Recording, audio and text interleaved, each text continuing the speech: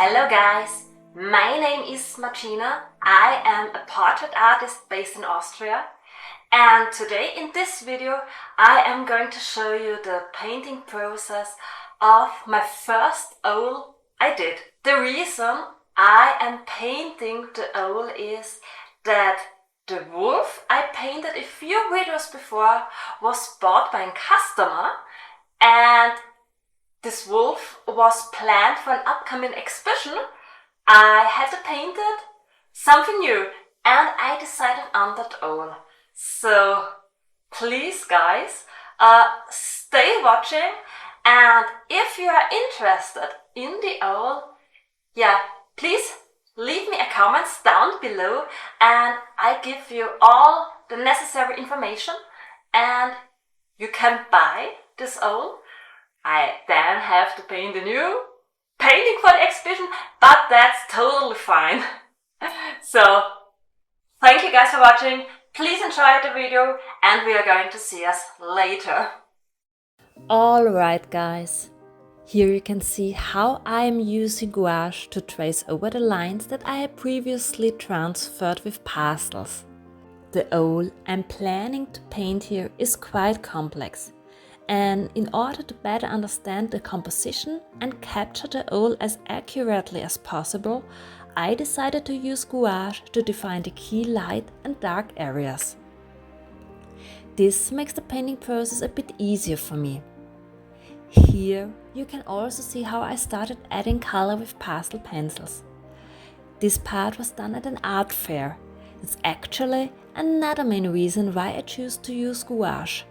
When you see me at fairs or markets, you will usually find me painting live. But not only that, I also spend a lot of time talking with interested visitors and potential customers. That means I'm not constantly focused on my artwork the way I would be at home. I look around a lot, make eye contact and engage in conversations.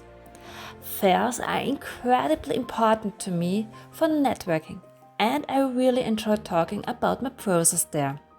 Sometimes I even manage to spark a bit of artistic inspiration in others. For this piece I decided to start with the pastel pencils. Normally I would begin with the background and work my way forward.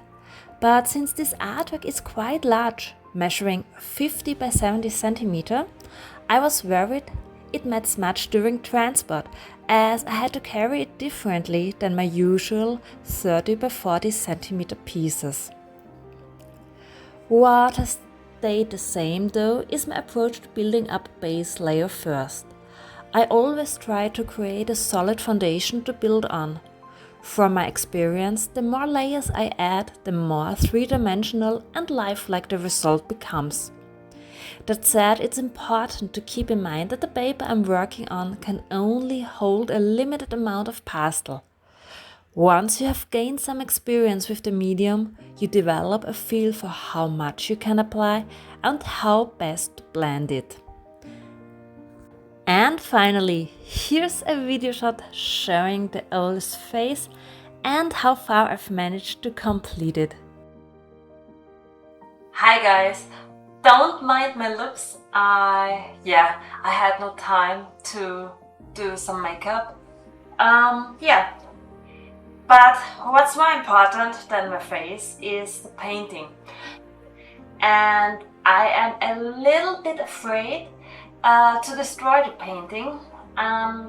It's quite unusual for me to start with the main subjects rather than the background. And I did this in this case because, as you watched me painting, I painted in public, and I thought putting on pastels was too much of a mess, so I would deal with it later. And that later is now. And I really liked the face of the owl. See fingers. As I mentioned earlier, here you can now see the part where I begin working on the background. For this I start with soft pastel sticks. Over the years I've built up a large collection of different colors.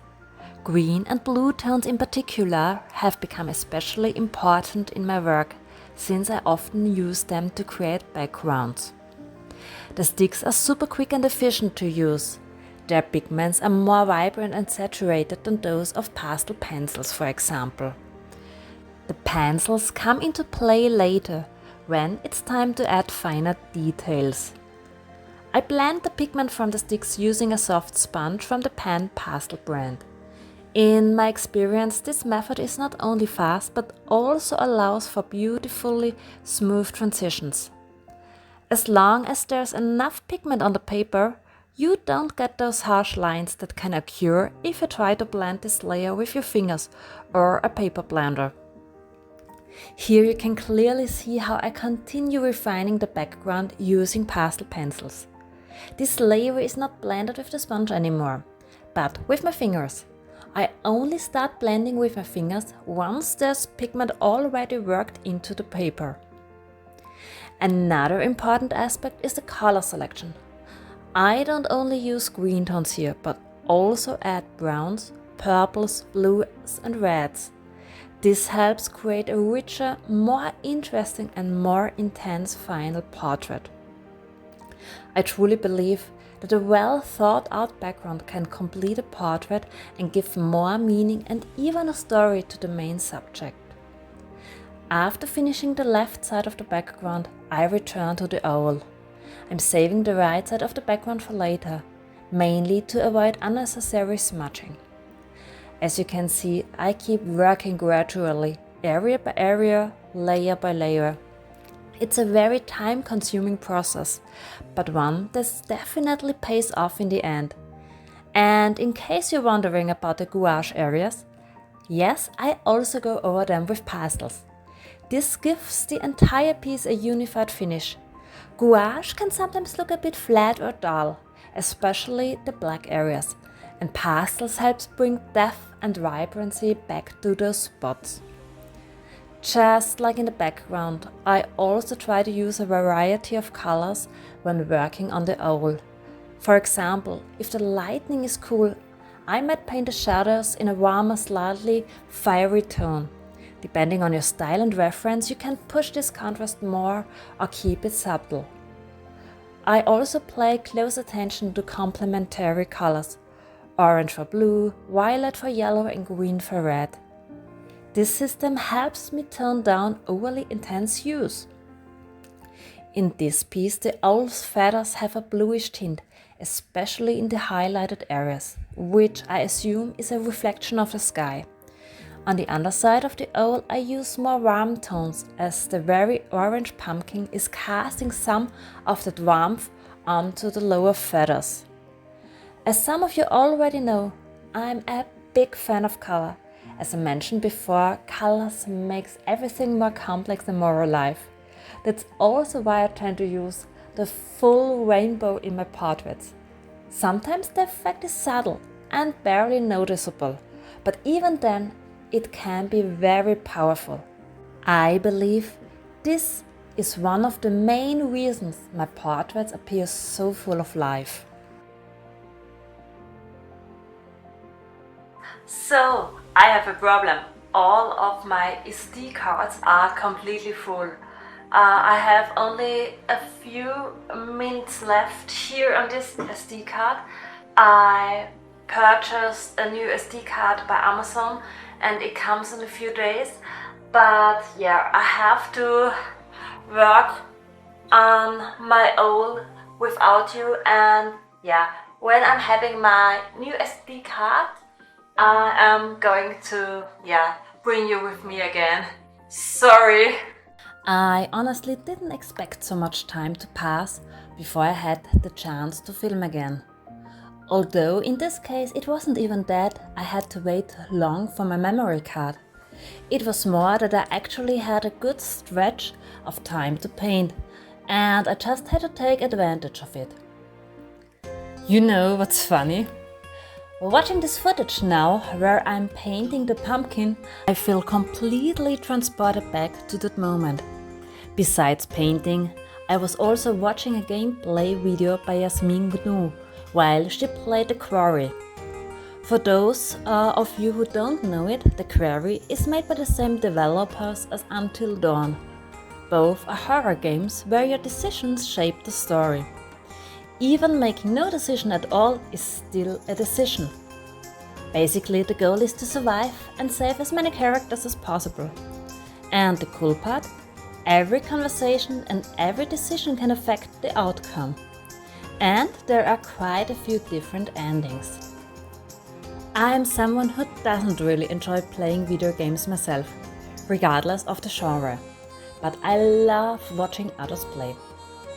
Since my partner isn't a fan of horror, I've started watching Yasmin Gnu's playthroughs. Another fantastic game was The Devil in Me. That one had just the right kind of creepy that actually gives me chills. Also really great was House of Ashes, which I found less scary but really suspenseful. The last gameplay I watched was Detroit Becoming Human. It's not a horror game, but deals with artificial intelligence in the future. And again, it's all about the choices you make. One of the 3 main characters, for example, has 33 possible endings. I think it's absolutely mind-blowing how much detail and love the developers put into these games. And with all that, I will wrap up my little monologue. Thank you so much for being here and listening. Sending you all a really big hug. Bye.